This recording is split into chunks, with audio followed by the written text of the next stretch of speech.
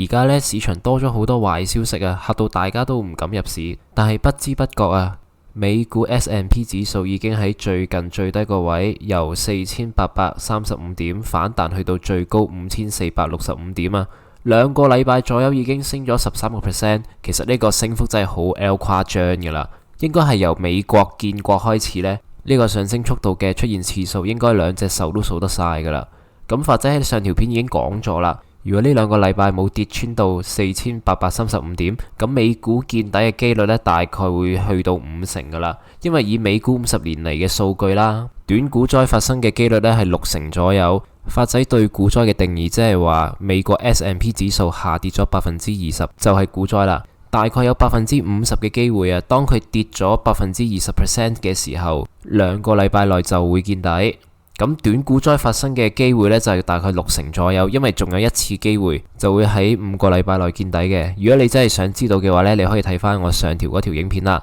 特朗普最近彈出彈入，又話大減中國關稅，即係向中國跪低啦，又話炒聯儲局個主席鮑威爾鮑 Sir， 依家又話唔炒佢啦。呢幾日美股呢都狂歡嘅，早排呢暴跌，依家就暴升，波動非常大，其實都係真心鼓勵唔到嘅。同埋依家呢都有好多嘅壞消息，例如美債崩盤啊，出現金融海嘯2.0啊，又或者金融風暴2.0啦，亞洲版啦，依家係咪嚇到你都唔敢入市呢？即係個市呢好似隨時都金融海嘯噶啦，S&P 有機會跌一半，即係去翻3000幾點，你驚唔驚呢？你係咪真係咁搏呢？咁其實呢，法仔已經行動咗噶啦，原因呢我會講嘅，你唔想錯過呢，記得睇埋呢條片佢啦。首先，近來美方不斷有消息就話中美之間談判緊啊，甚至乎呢即將達成協議啊，但實際上呢都係話啲假消息嚟嘅喎。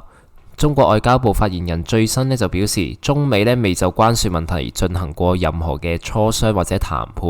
咁你都未傾過，你仲點會話有協議呢？咁白宮新聞啦個秘書呢就講啦，特朗普對華關稅問題上呢其實冇軟化到嘅，有啲美國嘅高級官員呢又透露啦。特朗普政府正係考慮唔同嘅對華關稅方案啊。第一種方案呢，就話對中國商品徵收關稅稅率可能大幅下降到50%到60%。第二種方案啦，就會被稱為分級方案，即係話美方將進口來自中國嘅商品分為所謂2種嘅商品。第一種就係對美國國家安全唔會構成威脅嘅，咁咪收稅收低啲咯。咁對美國國家利益具戰略意義嘅商品，咁就真係收得好貴啊，至少100%啊個關稅稅率。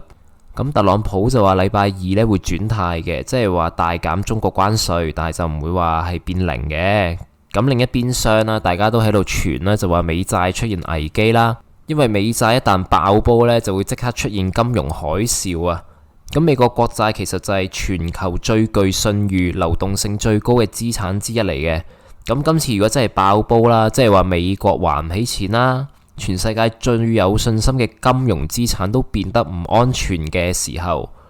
哇！咁你就諗啦，喂，咁安全都爆煲喎，咁好多人就會對美元失去信心，咁即係話對美國都冇信心啦。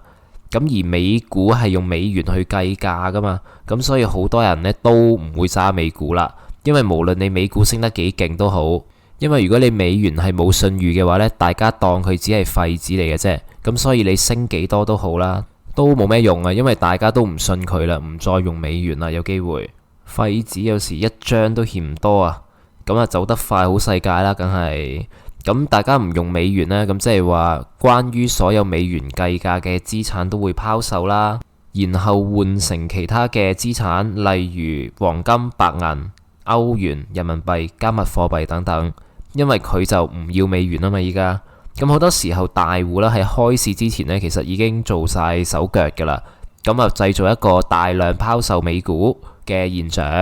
咁一開始呢就暴跌，咁喺美股嘅世界入邊啦，一隻股票呢有機會爆升20%或者暴跌20%，其實都唔出奇噶，就算係啲好大嘅公司啦，例如 Tesla 啦，都有呢個可能性嘅。咁我哋散戶咁冇辦法可以開市之前去做交易噶嘛，除非你係交易呢個夜盤啦。如果唔係嘅話呢，就好多時候都走唔前。咁或者你就要蝕住去走啦。尤其是借咗孖展嘅人呢，咁係被逼要 call 孖展喎，俾人哋。所以發仔點解會話股市其中一個功能就係消滅財富？因為當你暴升暴跌嘅時候，有人就會被 call 孖展。咁有人輸錢離場，但係唔代表當刻贏到錢嗰個人，佢最尾離場嘅時候係贏錢噶嘛。咁所以你會見到股市雖然係不斷上升、不斷破頂啦，特別是美股，但係你會見到輸錢嘅人都係超過80%嘅。所以離場有時都真係好緊要嘅。當個股市去到最極端嘅時候，亦都係最接近低位嘅時候，例如 S&P 啦，喺呢一日急跌去到4835點，你咁買呢，其實係好易贏錢嘅。咁發仔已經做咗個示範啦，喺當日最恐慌嘅時候呢，就買入咗 S&P 嘅 ETF 啦 SPY。咁當時發仔其實係唔會知道嗰個位係最低位啦，咁只不過係因為當日急跌嗰一下已經跌咗20%，即係話由歷史高位去到4835點，佢已經跌咗20%，而喺個統計數據上邊有30%嘅機會係直接見底之後反彈破頂，而且佢都係一個相對低位，咁所以其實係冇唔買嘅理由嘅，只不過係你分幾多注，你個注碼幾大幾細去買嘅啫。因為平均嚟講，美股出現呢啲機會都要等3年至5年先有一次呢啲機會，咁你唔買嘅，咁就真係可能你要再等多3至5年先有呢一個機會。咁從以上嘅情況啦，你亦都會見到啦。當你越淆底嘅時候去買呢，其實就係越安全嘅。股市就係咁噶啦，好多時候就係需要你反人性去操作先有贏嘅機會嘅。不過話說回來啊，如果你有一套策略呢，去買嘅時候，你正路呢唔應該淆底嘅，因為一套完整嘅策略係要預計晒所有情況嘅出現啦，你都有一個應對措施。咁所以你要驚呢，唔係驚個市係爆升爆跌啦。亦都唔係你有冇 miss 到今次呢個機會，而係你有冇100%執行咗你已經 plan 好嘅策略。咁你可以諗下啦，如果你一套策略呢令到你 miss 咗今次機會，咁你就可以諗下你呢套策略有冇改善嘅空間，又或者你套策略根本呢就唔係左側交易嘅，亦都唔係諗住撈底嘅，咁你就應該好好包容你個策略啦，因為你個策略本身就唔係 for 你去撈底噶嘛。咁情況就好似你明知道男朋友女朋友係食煙嘅，咁你就應該好好包容佢，佢可能會身邊有陣煙味啦。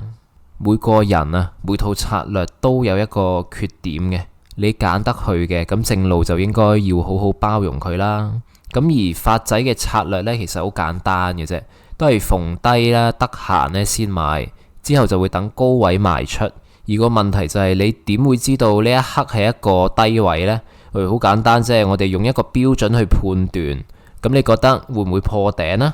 美股會唔會破頂呢？歷史上嚟講，佢嘅成績表係點呢？如果佢幾十年嚟啊，如果超過幾十年啊，咁就更加好啦。咁佢每次如果都係唔會令人失望嘅，即係佢見完底都係會破頂繼續上升，咁你咪可以預期佢下次大機會啦，破頂咯。咁點解咁多基金主力呢都會擺喺美股呢？因為原來美股100幾年歷史呢，佢嘅走勢都係 up trend 嚟嘅喎，即係話過去咁多年啊，就算你傻仔喺高位入邊接咗火棒都好啦，你揸得夠長時間呢，係100%有錢賺嘅喎。嗱，咁你記住呢個口訣咯，因為只要你記得住，你實行到呢個口訣呢，基本上你投資美股90%嘅機會啦，90%啦，你都有得賺噶啦。就係越早投資越賺得多，越接近低位買貨越賺得多。咁點為之接近低位呢？咁之前嗰2條片呢已經講咗啦。當美股出現股災嘅時候，大家都要錢唔要貨，咁呢一個就係一個相對低位嘅時候。咁呢一個時候出手呢，就會相對賺得安全。但係唔容易賺嘅，因為大家都唔要貨啊嘛，咁你就會好驚嘅啦。大家都抌貨，大家都會話：咦，美股再跌落去，話有機會出現金融海嘯2.0或者亞洲金融風暴2.0，咁佢再跌50%，你又驚唔驚呢？你敢唔敢買呢？所以呢啲錢係唔容易賺嘅，亦都唔係靠運氣就賺到返嚟嘅。咁你要賺到錢呢，其實就真係要遠離大眾嘅思維啦，反人性去操作。即係越跌就越買，越驚嘅時候就越容易見底。咁具體嘅經驗呢，其實發仔已經 show 咗俾大家睇啦。咁今次呢，應該又係發仔 show time 嘅時候啦。咁如果已經見咗底啦，好不幸地，咁發仔就會喺呢一個最接近低位嘅時候呢，買入咗 S&P 啦。咁如果未見底嘅話呢，即係話之後有機會穿4835點啦。咁亦都呢係會見到發仔會喺相對低位呢再買貨儲貨。之後揸喺手，揞腳等佢升破頂嘅時候啦，再喺相對高位慢慢賣出啦。咁即係話啦，總括啦，你分住買入 S&P 啦，你只要夠耐性，揸得夠耐，咁其實真係好難輸嘅。咁之後發仔呢都會分享點樣去贏錢嘅。如果發仔嘅頻道啱你口味啊，咁你都可以訂閱我嘅頻道，咁我都會繼續分享我之後對美股嘅一啲睇法嘅。我哋下條片見啊！